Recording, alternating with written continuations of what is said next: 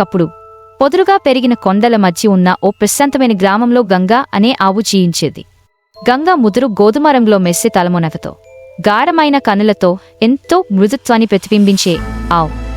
ఆమె చూపుల్లో ఓ అసామాన్యమైన భావం ఉండేది.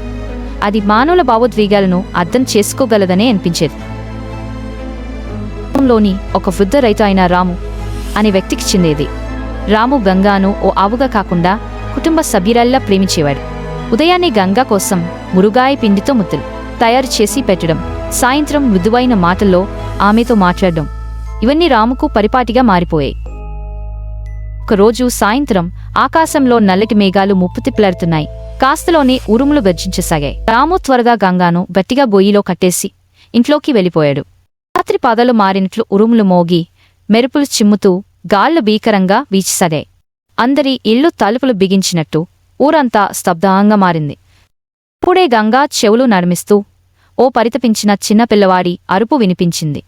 అది వాన ధ్వని మధ్య తేలికగా వినిపించిన గంగా గుండె నిండా ఆ అరుపు మూతగా మారింది.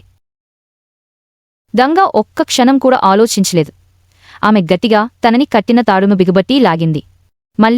మళ్ళీ చివరికి ఒక్క భారీ లావుడుతో తాడు తెగిపోయింది. ఆమె వెంటనే గేటు గుద్దుకుని బయటపడింది. గాలి తుఫాన్గా వీచింది. వర్షపు నీళ్లు ఆమె శరీరాన్ని కూడా విసిరినట్లు కొట్టే.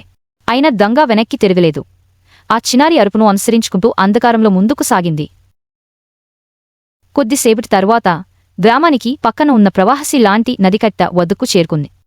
అక్కడ ఒక చిన్న బాలుడు, రాము మనోడు రాజు, ఒక చెట్టు కొమ్మని గట్టిగా పట్టుకుని కళ్ళలో భయం తాండవిస్తున్నట్టుగా ఏడుస్తున్నాడు. గంగా ఒక్క క్షణం ఆలస్యం చేయలేదు. చలిగాలి, ఉప్పొంగుతున్న ప్రవాహం, నది ఉధృత ప్రవాహం ఇవేవీ ఆమెను ఆపలేకపోయాయి. ఆమె నదిలోకి దూకి రాజువైపు సాగింది.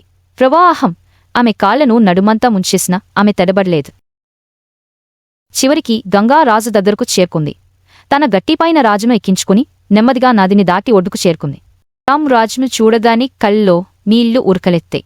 రాజును ఆలింగనం చేసుకున్న తరువాత రాము గంగాను దగ్గరకు తీసుకుని కండతడిబెడుతూ ఆమె మెడ చుట్టూ చేతులు వేసి పులకించిపోతూ చెప్పాడు.